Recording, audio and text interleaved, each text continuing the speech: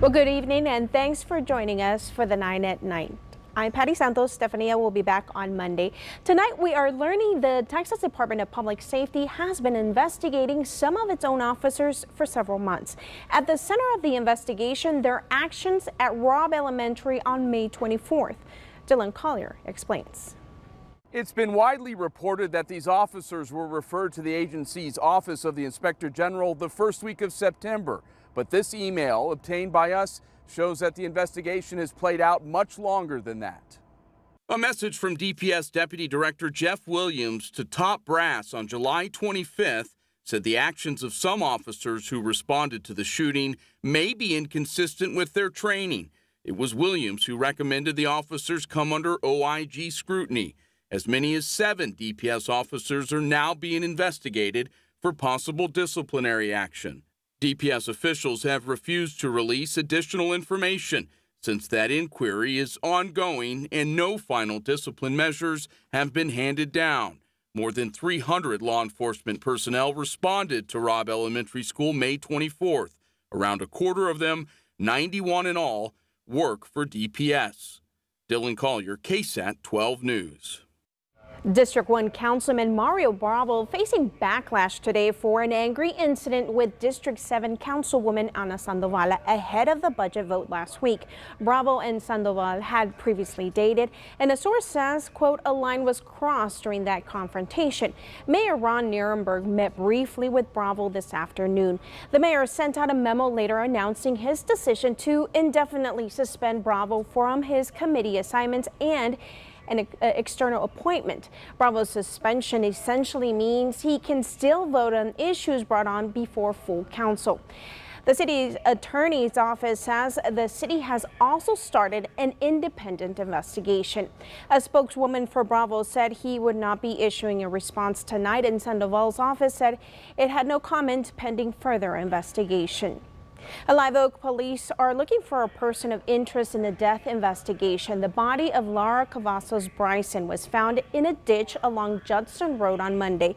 Police say she was last seen with 52-year-old Keith Hammond, who is now a person of interest. If you have information on his whereabouts or about Bryson's death, you can call 210-653-0033 and ask for the Criminal Investigations Division.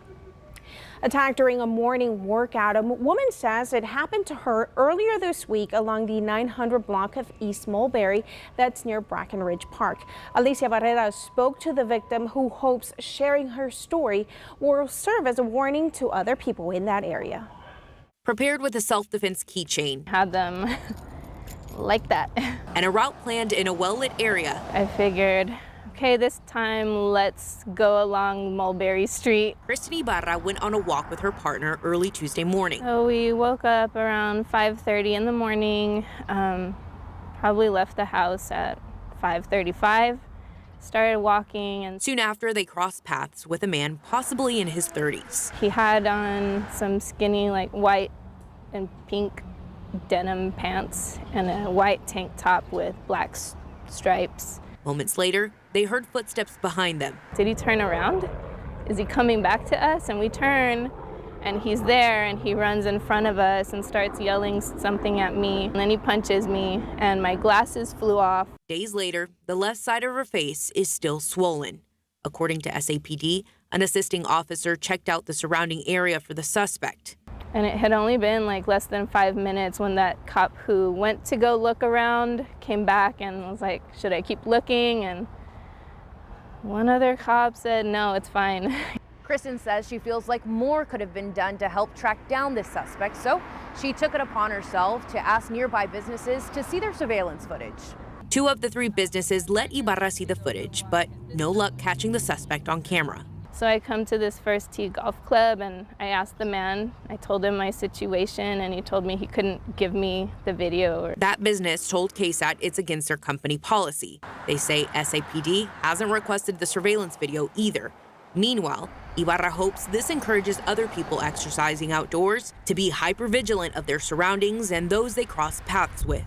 Alicia Barrera, KSAT 12 News.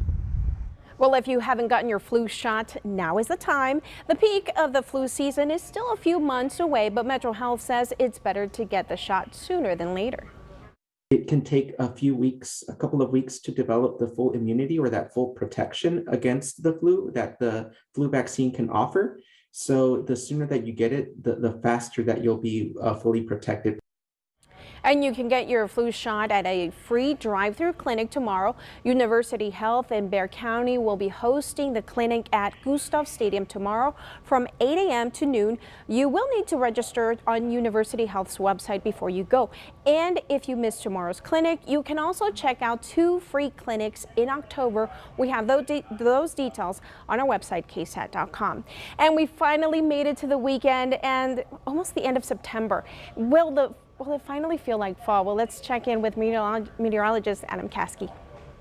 Here we go into the weekend, and it's still going to be kind of August-like out there. 70 degrees in the morning, 93 for the high temperature by the afternoon. Obviously a little bit warmer in a few neighborhoods around town.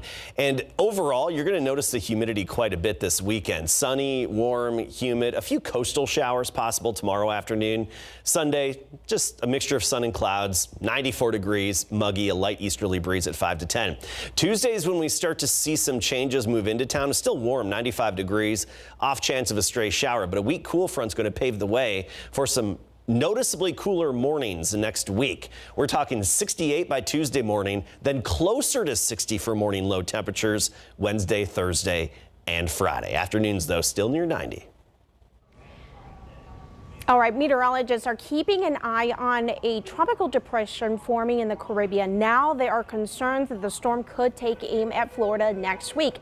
Some residents are filling sandbags and fueling up, others flocking to grocery stores. Much of Florida now under a state of emergency.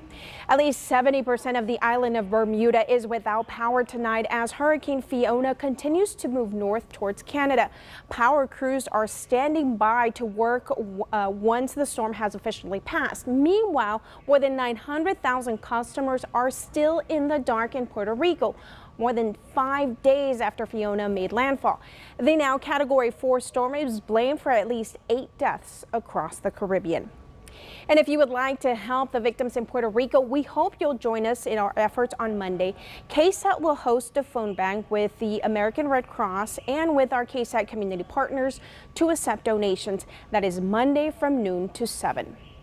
KSAT and our community partners are getting ready to kick off an annual event near and dear to our hearts. The 9th annual Head for the Cure is happening tomorrow. It's a 5K walk run to raise awareness for brain cancer. Now, some of the runners and walkers are already pumped. Today was packet pickup day over at Fleet Feet, where they are also excited and ready for the big event. We're all super excited for tomorrow morning. Everything's ready to go. We're going to have lots of stuff out there at Providence Catholic School. We have a bubble foam machine for all the kiddos. We'll have a kids zone and a bunch of great vendors and Team Village for all those big teams that we have. Catholic School in North St. Mary's Street. That's right across from the KSAT 12 station. Many of our crew members take part every year to honor our late news director, Jim Boyle. Online registration is closed, but there is still time to sign up. Just show up early tomorrow. Everything else you need to know is available right now on KSAT.com. And we're working on several news stories tonight on the Nightbeat, including a parking plan meant to protect neighbors. But businesses along St. Mary say the plan will hurt them. We take a look at some of the solutions considered to help keep customers coming. And a trip to the grocery store ends with a veteran trying to track down her truck where she was last left stranded and what else the suspect was able to drive away with. That's coming up tonight on the Nightbeat. And we're out of time. The 9 at Night returns Monday, and we hope you'll join us on the Nightbeat at 10. Have a great weekend.